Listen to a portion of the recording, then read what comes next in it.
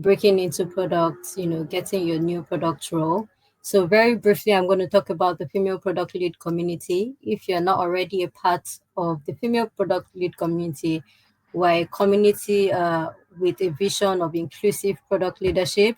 We want to empower women and every underrepresented voices in product, in tech, to grow and lead, connect, right? We want to create an environment where you're confident to lead in your authentic self. We want to create a future where, regardless of your gender, your neurotype, your ethnicity, and background, you're able to thrive and feel empowered in inclusive teams. And this is the lovely faces behind the leadership of the community. Feel free to reach out to any one of us on Slack if you want to get involved, whether in planning of our events or sharing content or in comms, any area or any bit you want to grow in. Feel free to reach out to any one of us on Slack, and we'll be happy to connect. Here is our upcoming events. We've got loads and loads of events coming up within the next 3 months before the end of the year. This is just spotlighting just two of them. Inclusion as the next one we have on Thursday, in-person events, and then on the 25th we have an online event where we're exploring a different influencing style. That's a QR code there to scan and get access to all of our events on Luma. It will take you to Luma, and then you can sign up to all of our events. I'll now hand back to Anna to introduce our speakers for today. Great, thanks, Catherine. So yeah, as I said, we'll have a first half of this session speaking to Rachel and Saffy. So we'll first go to Rachel. She's a product manager at Reddit. I'm sure everybody has heard of Reddit, so that needs no introduction. So Rachel has been a product manager there for the last few years, and she was very keen to come to this event and share her experience about breaking into product, what some of those core PM skills, what some early career lessons are that she's identified in her journey. We'll have a chat with her first about this before handing to Saffy from a more market perspective. So Rachel, over to you. Awesome. Do you want me to do my little spiel, or do you want to intro Saffy? Go for it. We'll do Saffy after. Awesome. Cool. Nice to meet all of you. My name is Rachel. As you heard, I'm a product manager at Reddit. I've been there almost 5 years now, which is a very long time. And I have been pretty much focused on search the entire time. I was going to talk a little bit about my experience getting into product. The answer is that it's not straightforward. You don't have to have a single background to get into product. Walk through a couple questions that I get frequently, tell you a little bit about my products, and then hopefully that will inspire a few questions. So I've got a really short slideshow, which I will try to share. Does this show up really small for you all? What do you all see? Or does it look normal? It looks good? Okay, sweet. I usually like to start my talks with how I got into product, because a lot of people ask, oh, do I have to have X background or do this sort of experience? And I think the answer is sort of no. I see people come in from all kinds of backgrounds, whether it's MBA, lawyer, business school, coming from engineering as well is quite frequent. Really, I started my journey back in Texas. That's where I'm from, which is not necessarily the big tech hub you might expect. And for the first 2 years of my degree, I studied biology with every intention of becoming a vet. So I spent my summers working at vet clinics. And then eventually I decided, okay, maybe I want to go into technology. So I changed schools. I moved to California, and I focused on computer science. And then eventually one summer, I volunteered at a startup. And one of the things that I was doing there was product. And I really, really enjoyed it. At that point, it was pretty new, but I really enjoyed the work that I was doing in terms of collaborating with different people, figuring out a roadmap, et cetera. And then ever since then, more or less, I have been doing product management. So a question I get very frequently is, what exactly is product management? I think it is a pretty new field, and it really changes depending on the company and the team. So generally, I think of it as the people that are setting the strategy and the roadmap for the product. So they're the ones figuring out what are the problems that we need to solve, most frequently focused around user problems or user groups. So they'll figure out the problem and then also identify the solutions, and then communicate those solutions out to different stakeholders. So they're the ones that are going to be talking to engineers, designers, legal, policy teams, all the different people. So I think a really important skill that you'll need to have is communication and organization. You'll also be defining success of the product. So now that you've proposed this improvement, how do you know it's actually improving things? And then you'll be communicating out the successes or the launches to different people. Another question I get quite frequently is, how do I try out product management? Because again, it's a new field, and you usually run into the barrier of, oh, I want to try product management, but I don't have experience, so I can't even get started. But personally, I think there's a lot of ways to use the PM skills without having a formal role. So the first thing that I encourage people to do is think about something that they're really passionate about, because that will make it more fun as a side project. So think about a hobby that you enjoy, maybe an area that you're really passionate about in terms of doing good, like climate change, that sort of thing, or just think about a product that you love. And then what you can do is put together a little case study. All it has to be is some slides, and just show your thinking. So talk about a product or the area that you're interested in, and ways that you think that you can make a difference, whether that's either building an entirely new product or making something new, making improvements, and just write out those different things in the slideshow. And then that's something you could easily put on your website to showcase how you think about problems and then how you would solve them. Another way is volunteering and leadership. So if you're in university still, I think leading clubs or organizations is a really great way to learn how to communicate across different people, and just organize things. If you're able to volunteer as well, there's tons and tons of nonprofits out there who need extra hands. If you're saying, hey, I know a bit about products, could I help you out? Most likely they'll say yes. And then, of course, creating your own initiatives and events. So maybe organizing an online event, organizing something in person. Again, this is exercising the skills that you need to be a product manager. And then another question that I get quite frequently is, will AI take my job?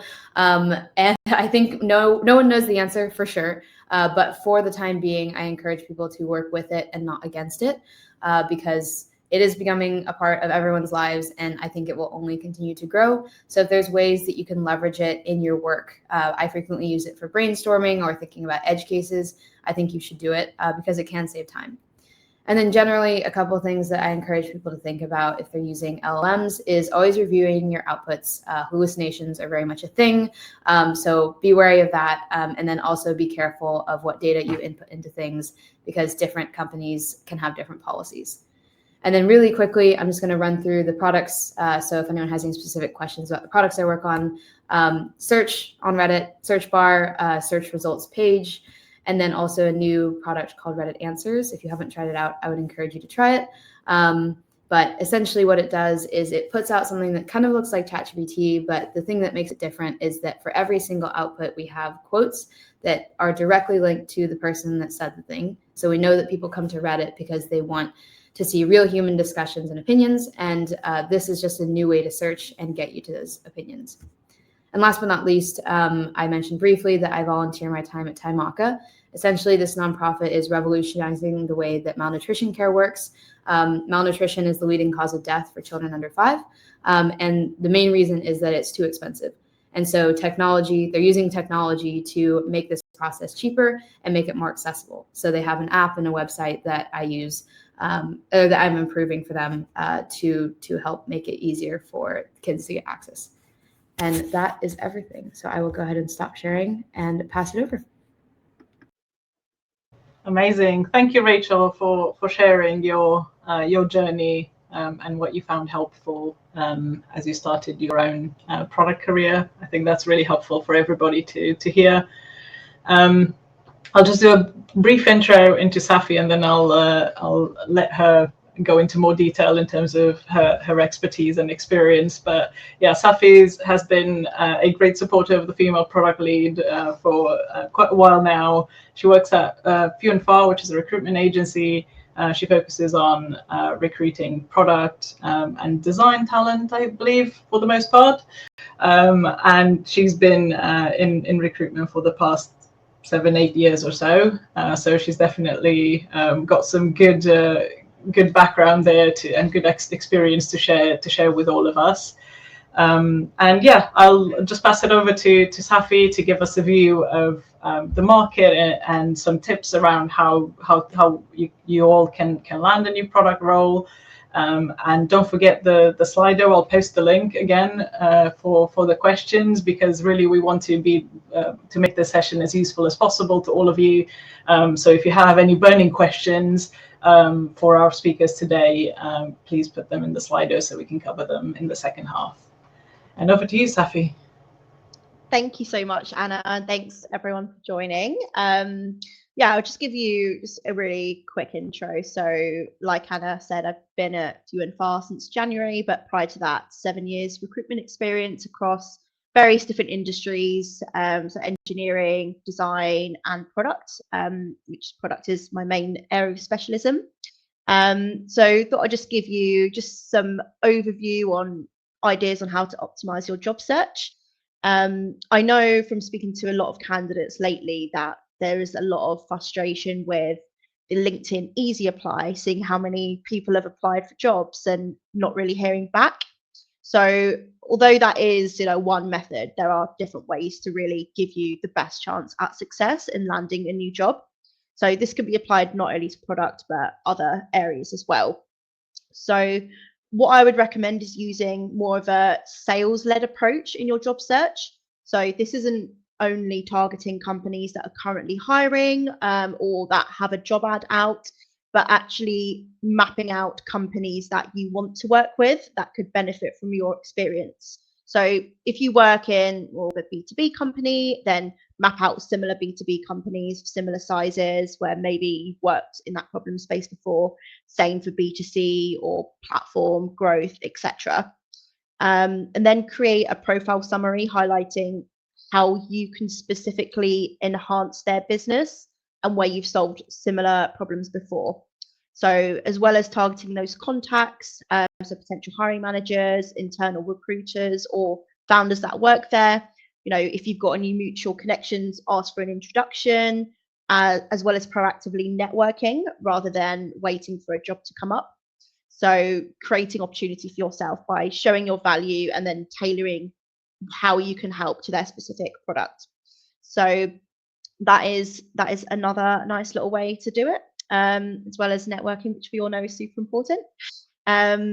So some other general CV interview tips that I think is very, very important for product is focusing on impact, not just output. So a lot of people, they might just list responsibilities of I've done X, Y, and Z. But something that's super important in product is the commercial aspect. So actually outlining commercial achievements over responsibilities. So you could say, I've developed key accounts from X to Y financially, or, I've created this product which improves revenue by however much. So actually showing the commercial impact of what you've done. That is super important. And I'd also recommend having maybe a key achievements part at the top of your CV that really highlights maybe 3 to 4 key impacts that you've had throughout your career, with measurable figures. So, retention, increasing financial revenue, etc. So just a little bit about AI as well. I know Rachel has touched on that, but it is a question I get all the time. Will AI replace my job, or will AI change the role of what I'm doing day to day? And I guess we don't know for sure, but what I personally think is that it won't replace the product role, but it will change it. So we can definitely use AI to our benefit, summarizing research, competitor research, summarizing notes, but we can also leverage it in other ways. So I'm sure you've heard of Lovable, vibe coding. There's lots of different ways in which you can utilize AI in your day-to-day. Oh, what's Beck saying? Yeah, it won't replace us for sure. So I think what else we could do is leveraging tools such as Lovable, but also we can utilize synthetic data for prototypes. So this really speeds up the process. You can create a prototype in Figma and then use different plugins, which can actually create synthetic user research data for specific personas.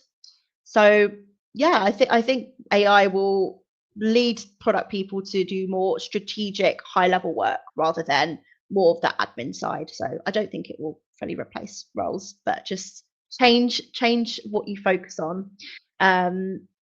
So yeah, that's just a bit of an intro. I'm looking forward to hearing your questions and yeah, hopefully helping. Great, thank you, Saffy. Thanks for that unique perspective from a recruiter in terms of what we all can do as candidates to increase our chances of finding a role that we really love in product. It's definitely tough out there in the market. I know this myself, but yeah, it's great to get some tips and yeah, help people figure it out. Cool. Just looking at Slido, Catherine, can you help with showing the Slido while I go and operate it from my other tab? So I'll just go from the top. Whichever one's most upvoted will go first. So make sure you upvote questions that you want answered. And yeah, we'll get through as many of these as we can. So the first one is what mistakes do candidates often make in interviews? Maybe Saffy, one for you. Yeah, I'm happy to take this one. So I guess general interview tips, obviously this is probably the basics, but make sure you really research the company. You'd be surprised how many candidates show up to interviews and they haven't done that. So quite basic, make sure you research the company, very familiar with their products, maybe looked at competitors as well, looked up the hiring manager, their journey, and go through the requirements that specific job has, which will be on the JD, and make sure you can prepare some examples of where you've done those specific things before. Again, focusing on impact rather than just responsibilities.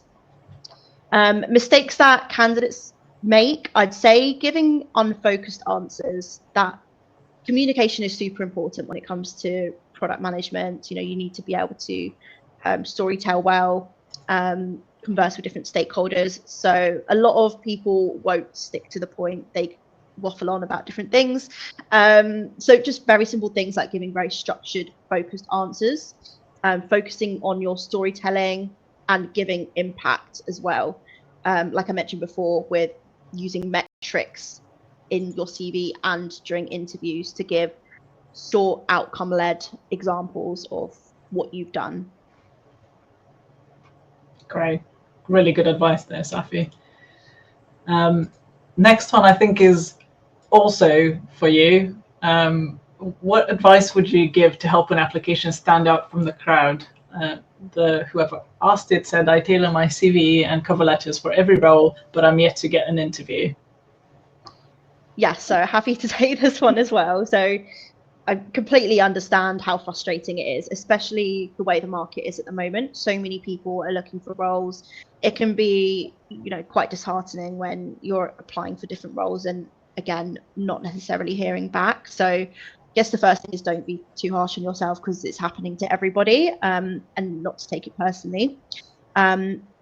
Also tailoring your CV and cover letters, that is great. I'd say what you should do as well is, which links onto my earlier point of really targeting your job search in more of a sales-led approach.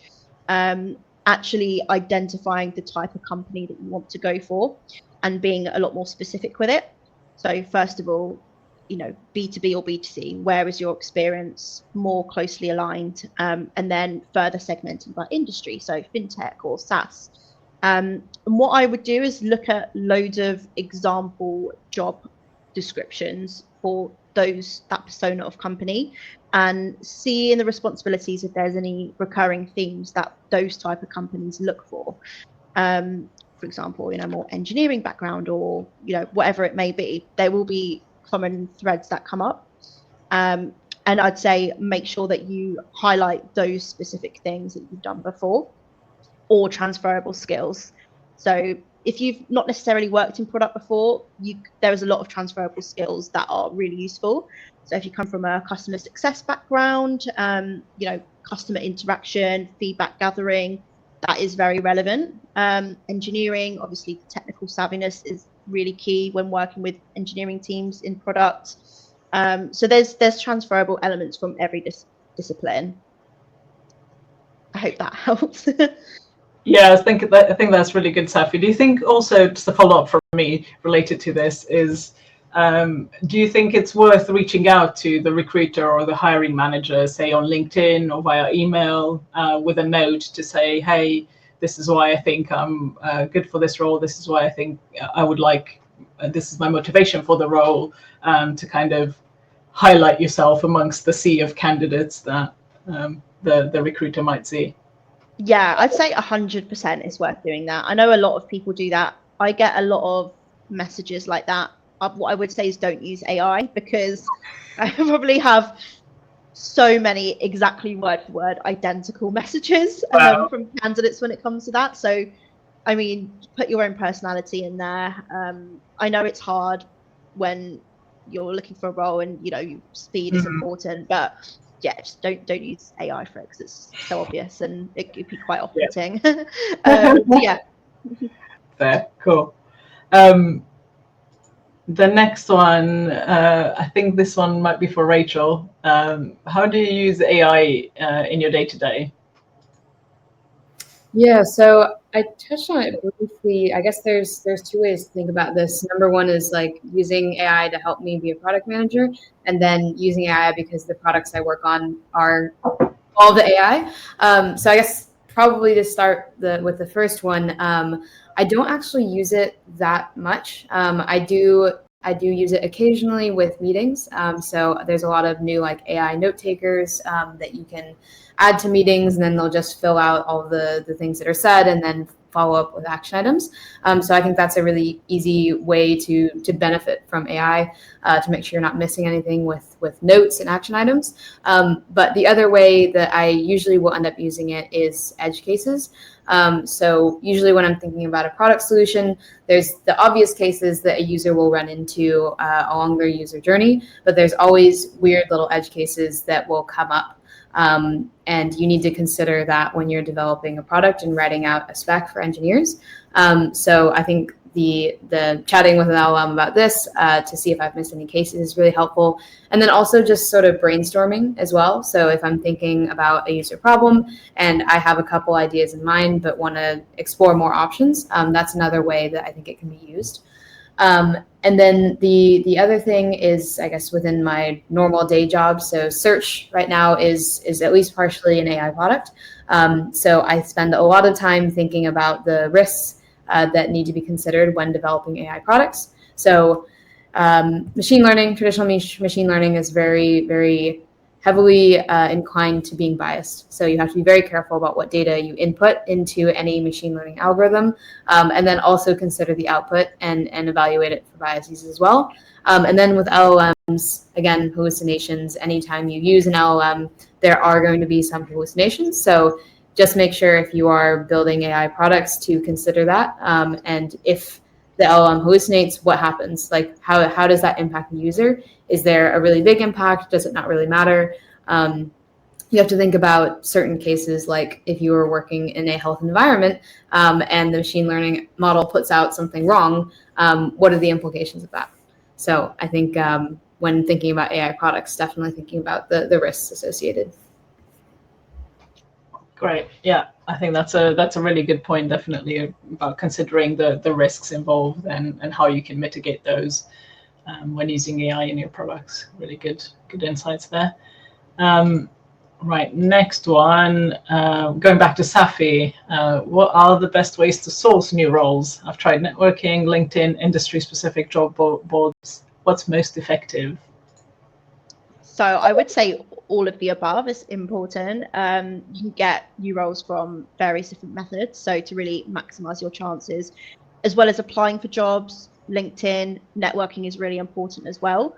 I'd say if you haven't got a mentor, it's definitely worth connecting with maybe more senior product leaders or product managers who can mentor you, ask for introductions, maybe connect with, if you work for a VC company, connect with other colleagues in different portfolio businesses, just networking and trying to get introductions as much as you can.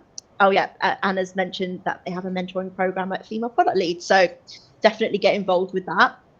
Joining different communities, so obviously Female Product Lead is a great community. There's so many others out there in London, so like Product Group London, Product Tank, as well as different job boards. I know Otter's quite good as well, so you could, I know a lot of companies use that to hire. I think it's called Welcome to the Jungle now, so definitely use that if you already don't. Do I have a link? I think if you Google Welcome to the Jungle, it should come up. So yeah, really recommend all of the above.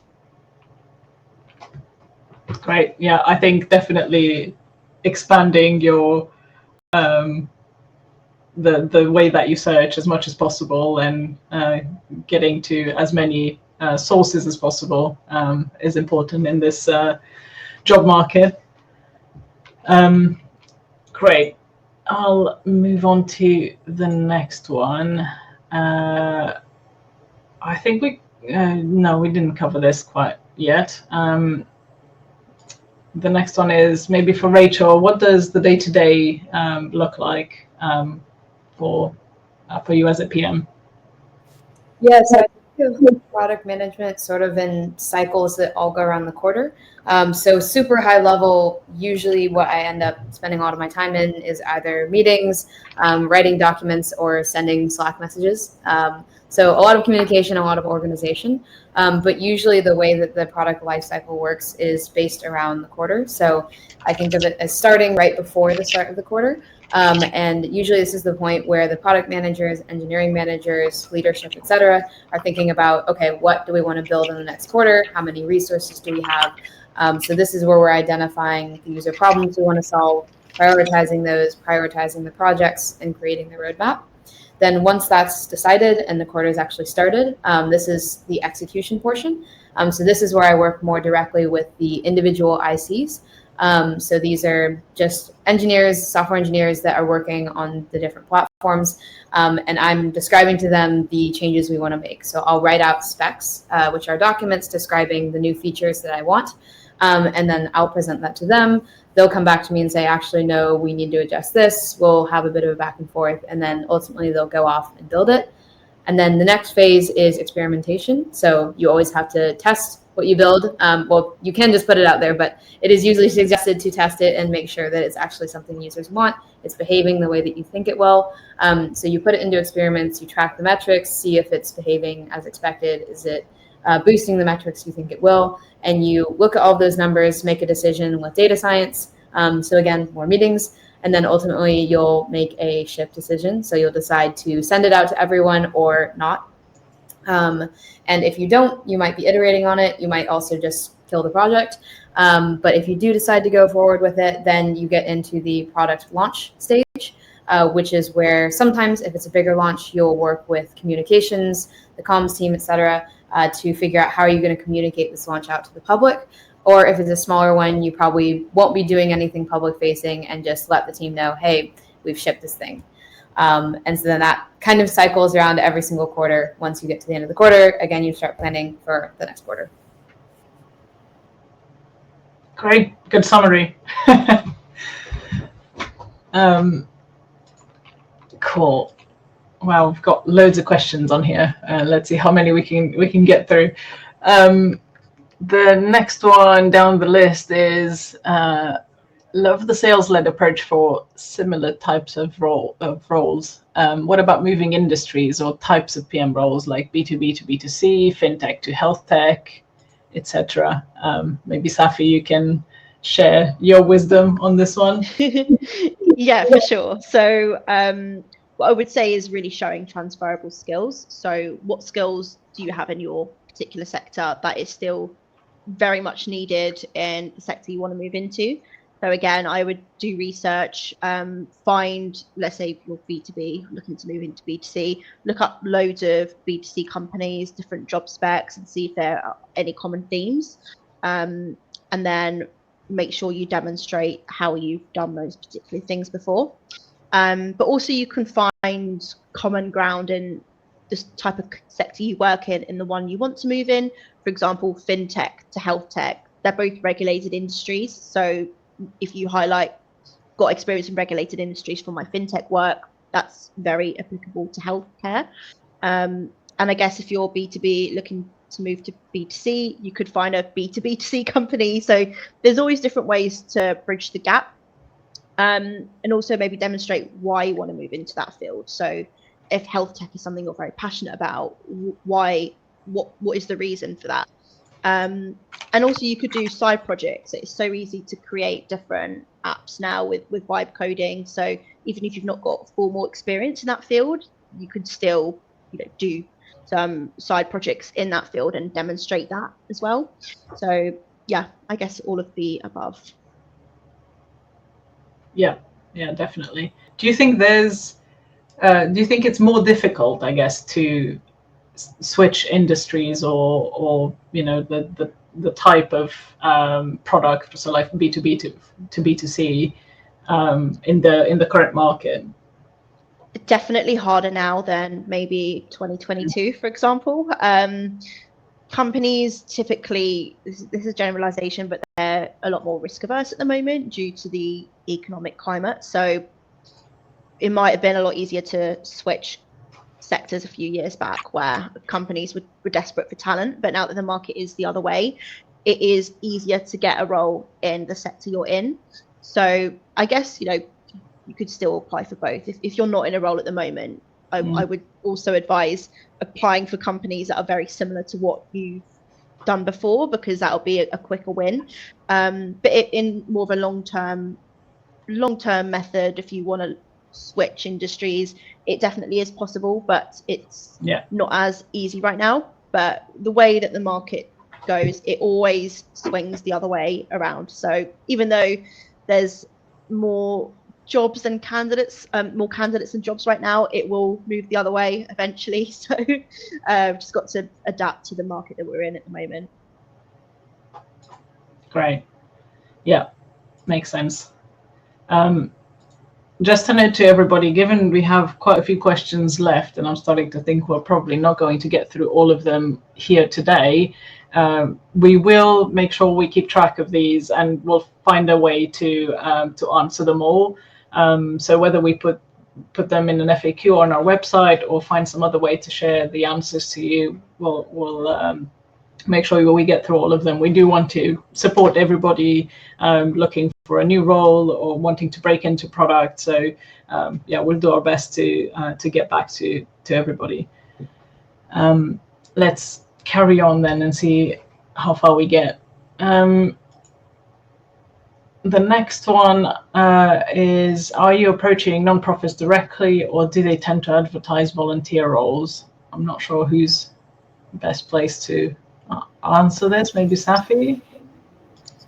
I think profits. I think maybe Rachel, because you've done So I volunteer my time at a nonprofit doing product work. So I would say the answer is both. But usually when I tell people about skilled volunteering, this is what I call it, I ask them to consider two things. So the first one is, do you actually have enough time to volunteer? Because although volunteering is technically free, it's not free to the organization. It still takes time for them to onboard you, to teach you how things work, et cetera, et cetera. So just be mindful that you can commit. I usually try to ask for like at least 6 months and around like at least 4 hours-ish per week. But make sure you communicate that to the organization. And then the second thing is picking the right organization. So I've got a few that I think are really, really good in terms of lists of organizations that are vetted. So things that I always consider when looking at engaging with nonprofits, whether that's volunteering my time or donating to them, is thinking about their cost effectiveness. So when you look at a charity, is their intervention actually proven? Like have there been randomized controlled trials that prove that it's actually an effective intervention? And the second thing is looking at how they're using their money. Unfortunately, a lot of nonprofits have a very big marketing budget, and that means less money for actually helping in the cause that they say that they're helping. So there are external research organizations that will do this research for you, which I'll share. But that's the two things to keep in mind. And if you do end up looking for a nonprofit and they don't have a listing out there, definitely feel free to reach out to them. I just encourage you to like write a short email, describe what you want to offer. So that's I have some product management experience. I can offer 3 hours per week for the next 6 months, and then just ask, hey, is this something that I can help out with? Another thing is if you're able to actually brainstorm what you could do for them. So let's say you saw, oh, your website looks a little bit outdated. I can help you redo that. That's also good because then they don't have to do the thinking about, oh, where do I put this volunteer? How do I allocate them, etc. Great. Thanks for sharing that. Really interesting, Rachel. Next one, maybe for both of you, any general tips for prepping for PM interviews? I'll go first. I think I've touched on this a bit earlier as well when it comes to interview prep. Focusing on impact, using metrics where possible, so engagement, revenue, retention, making sure that you really demonstrate commercial impact as well, and being concise and to the point, as well as making sure you've really done your research. So yeah, Rachel, do you have anything to add? Yes, I think definitely being prepared. Know the organization that you are trying to reach out to, because it does really show. Always have questions at the end. So I do some interviews for product roles, engineers, etc. And I think that's a really good chance for you to show whether you've done your research, how much you've looked into the product, how much you've looked into the company. And then the other thing that I think is always good to prep is you'll always have behavioral questions. So they want to know, how do you work with people? How do you think about problems? So if you're able to think of different cases, so you'll probably be asked, like, tell an example of when you showed leadership. So if you're able to have a story ready that clearly outlines the situation you were in, STAR method, if you haven't heard of that, situation, what you were supposed to do, the task, and then how you addressed it, making sure that you clearly explain what your role was it rather than just describing the situation, and then sort of the outcome of what you did, I think is always really helpful. Yeah, really good. Really good tips that we can definitely all think about when we do our next interviews. Right, next one. Do you have any tips in managing stakeholders who have conflicting priorities or goals competing for product/tech resource? Oh, the eternal struggle of the product manager. Rachel, do you want to take this one? Yeah, as you mentioned, eternal struggle. There's not really a simple answer. I think the answer is it kind of depends on the situation. So there's always going to be things that you can control and can't control. And I think in the can't control bucket, there is what leadership wants and where the funding is going to go. So there will probably be discussions that are above your pay grade, that are out of your control, that will decide, hey, your team gets budget or it goes to another team. So that, unfortunately, usually there's nothing you can do. Sometimes you can like raise it with your manager or skip, but there's not tons you can do. In terms of things you can control, I always encourage people to use data. Because if you're able to dig into the data yourself and say, well, actually, 85% of users think this, or 70% of users actually do click on that button, that is something that's very difficult to argue with. So I always encourage people, if they're able to brush up on their SQL skills and actually learn how the data works, that can be very powerful for product managers because it's not just saying, oh, I have a gut feeling this is important. You can actually show it to people. And then if they don't have a counter argument, then it's harder to dismiss, I think. Yeah, definitely. Data is really important in general in any product role, and definitely for sort of presenting things back to stakeholders or leadership. So yeah, definitely good tips there. what's your view regarding being a generalist or a specialist PM? Rachel, again, one for you. Yeah, I guess I'm not super familiar with these terms. Would you consider yourself a search PM? Like, are you super specialized now as a search PM, and you know search in and out, and therefore you're kind of looking at having a longer career in this space, or would you be looking at a more generalist career path? Yeah, I guess at this point, I kind of would be considered a specialist in search. I don't think it's necessarily something that I intentionally planned, but I've just enjoyed my time at Reddit, and I feel like I've learned, so I've stayed. I don't think there's necessarily a right or wrong answer for this. I think it depends on the person. Generally, the way that I think of product managers is usually divided more between like front end and back end. So front end product managers are people that are dealing with UX, UI, which I think tend to be a little bit more in the generalist camp, because UX and UI exists across all kinds of different products. So you could be working on like a feed UX, which is, that's kind of more general, and that could be transferred to other things like working on like a subreddit page UX, for example.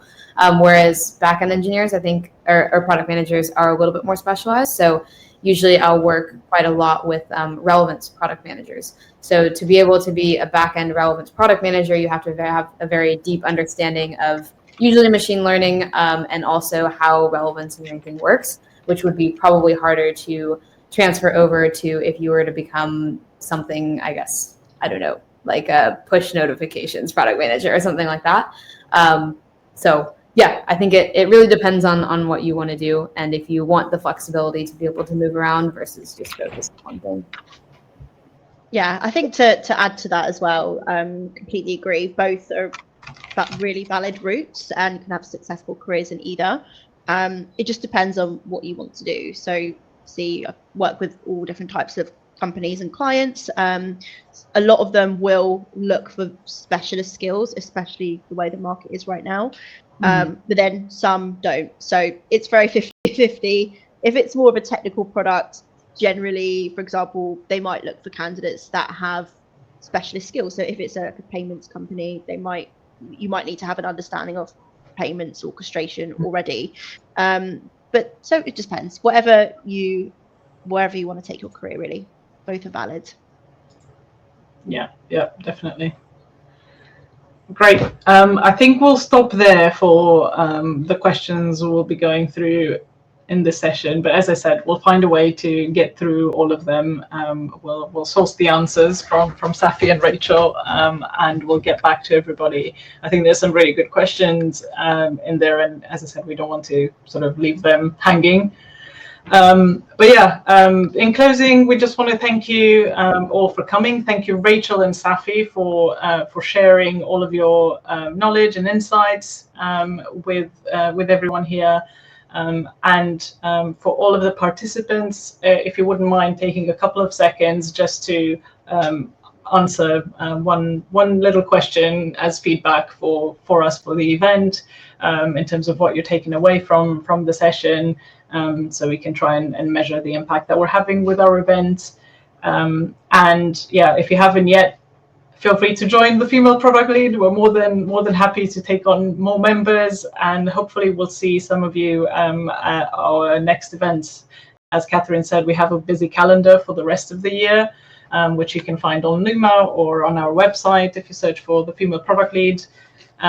We can also drop a link in the chat. But yeah, hope everyone had a good session today and you learned something, and hope you got something out of it. But yeah, hope everyone has a great rest of the week and hope to see you again soon. Thank you.